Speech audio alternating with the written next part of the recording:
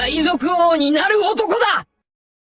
Bonjour à tous, ici Egon, j'espère que vous allez bien. On se retrouve aujourd'hui pour parler calmement du 1072e chapitre de One Piece, qui est tout simplement une masterclass avec des révélations par ici et par là, donc ne vous inquiétez pas, on en parle tout de suite.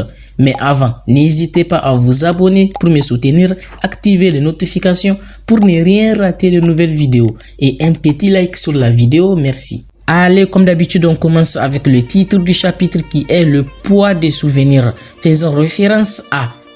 oups, je dois le dire à la fin de la review. Alors, finissez la vidéo. Déjà, lorsque l'auteur nous dit d'attendre l'arrivée d'un certain Vegapunk pour avoir des explications sur la nature des fruits du démon, ce n'est pas anodin car dans ce chapitre, nous en avons plusieurs. D'abord, le fruit de Geoerli Boni est un fruit du démon de type Paramecia qui donne à son utilisateur le pouvoir de rajeunir ou de vieillir toute personne, y compris elle-même. Donc, à première vue, c'est plus un fruit de type utile qu'offensif. Mais pas seulement ça, nous découvrons que le fruit possède aussi des qualités très offensives, car en déformant son avenir destiné à peut-être une personne lambda, elle peut se transformer en une autre version d'elle-même beaucoup plus forte et musclée, lui permettant de se battre comme il se doit. Je vais encore expliquer. Au moins une fois dans notre vie, tout le monde s'est regardé dans un miroir et s'imaginer un jour avec un corps beaucoup plus grand et musclé, etc. Alors avec le fruit de Boni, cela devient possible dans One Piece en un instant et sans aucun entraînement. Raison pour laquelle au chapitre 1063, Luffy a été vieilli jusqu'à 70 ans par le pouvoir de Boni. Mais il ne pouvait pas du tout se battre et n'avait aucune once d'endurance. Et je me suis dit que c'était pas possible sauf si un truc se cache derrière le pouvoir de son fruit. Car on parle là d'un Yonko et même à 70 ans, jamais un pacifiste ne fera le poids. Ainsi, il a fallu attendre 9 chapitres plus tard pour comprendre réellement qu'elle a volontairement déformé l'avenir de Luffy pour qu'il ne puisse pas se battre. Très malin de sa part. De plus, pas besoin de toucher directement avec ses mains son adversaire pour activer son pouvoir. Une simple arme suffit aussi, même si l'effet de son pouvoir n'est que temporaire. J'espère qu'on aura bientôt le nom de son fruit. Ainsi, si vous pensez que le pouvoir de Boni est très utile, alors celui de son père demeure beaucoup plus fascinant et incroyable. Car s'il suffit d'infliger de la douleur à son adversaire pour gagner un combat, alors celui qui peut la transférer à volonté en a grandement l'avantage. Et oui, ça on le savait depuis très longtemps, cependant on ignorait toujours comment cela fonctionnait vraiment, mais plus maintenant. Car ces pouvoirs rendent la douleur réelle en transformant les signaux nerveux en une sorte d'énergie tangible qu'il peut ensuite transférer à quelqu'un d'autre d'une manière rapide et instantanée. Mais ce n'est que le début, car qu'en est-il des émotions en général, les souvenirs ou encore l'imagination, comme le dit le docteur Vegapunk.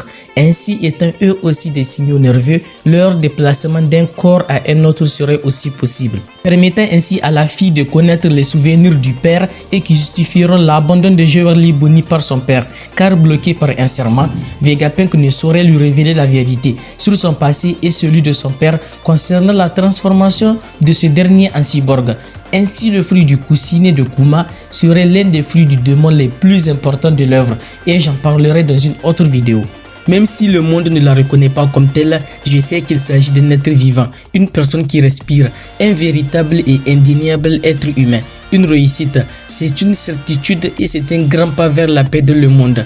Parole du docteur Vegapunk, directeur du MADS, laboratoire œuvrant pour la paix. MADS est le nom d'une équipe de scientifiques indépendante qui comprenait notamment Queen, Vince Mukjez, César Clown et Vegapunk. L'équipe a été dissoute par le gouvernement mondial qui l'a plus ou moins intégré dans son programme de recherche, car Vince Mukjez et Queen ne sont pas restés. D'un côté, Vince Mukjez qui part créer son propre royaume, le Germain 66, et de l'autre côté, Queen qui rejoint Kaido afin de continuer ses recherches sans avoir le gouvernement mondial à dos. Ainsi, après avoir découvert le facteur de linéage, l'empreinte de la vie, cloner des êtres humains devient chose possible pour les Mads, ce qui nous ramène à la plus grande des révélations du chapitre, celle du tout premier clone réussi des Mads, Stussy, et qui n'est autre que le clone de Miss Buckingham Stussy, membre de l'équipage des Rocks, et aussi mère d'Edward Weevil, qui lui aussi a été annoncé comme le fils d'Edward Nugget Barbe Blanche. Ainsi tout s'explique. Le mystérieux personnage à qui Vegapunk demanda de l'aide était Stussy en personne, car une fois clonée, elle est restée sous les ordres de Vegapunk en infiltrant le gouvernement mondial, ce qui lui permettait de garder un œil sur eux, raison pour laquelle il était déjà au courant de leurs envies de le supprimer avant même l'arrivée du Super Zero à Egghead. Mais ce n'est pas tout, Stussy possède aussi des pouvoirs semblables à celui des vampires, car elle a mordi Kaku et bu son sang tout en l'endormant d'un coup. Serait-ce un fruit du démon ou encore une autre race dont les gènes lui a été implantés? En parlant de Kaku, lui aussi comme Lucci a éveillé son fruit du démon, le Ushi Nomi, modèle girafe, avec une nouvelle forme, même si c'était loin d'être suffisant contre Zoro. Oda n'arrêtera donc jamais de nous surprendre avec les séraphins. Et oui, désormais, on apprend encore plus concernant leur personnalité humaine, car ils sont dotés de suffisamment de personnalité afin de prendre des décisions par eux-mêmes en fonction des circonstances d'une bataille, ce qui fait d'eux des armes de combat. Oui, mais pas seulement. Ici, dans un futur proche, en grandissant, les séraphins acquièrent leur propre personnalité, leur propre volonté, en brisant la chaîne de commandement qui leur sont imposées, et devenir ainsi maîtres de leur vie et de leur liberté, de rester soit avec le gouvernement mondial, les pirates ou les révolutionnaires. Ainsi, au final, je reviens sur la signification du titre qui fait référence au poids de toute la douleur de Kuma accumulée dans la boule en forme de coussinet grâce à son pouvoir et contenant aussi des souvenirs à son propos. Un poids que Bonnie serait très probablement prête à porter pour découvrir la vérité de ses souvenirs. Cependant, cette douleur demeure très mortelle selon Vegapunk, qui essaie de la dissuader d'y toucher. C'est tout pour aujourd'hui. Bien sûr, il y aura d'autres vidéos sur ce chapitre et encore la suite de la théorie sur la Battle Royale sort bientôt. Donc soyez au rendez-vous. Ainsi, j'espère que ça vous a plu. Si oui, mettez un pouce bleu sur la vidéo, ça fait plaisir. Et abonnez-vous à la chaîne pour soutenir et ne rien rater des nouvelles vidéos. Sur ce, je vous dis à la prochaine.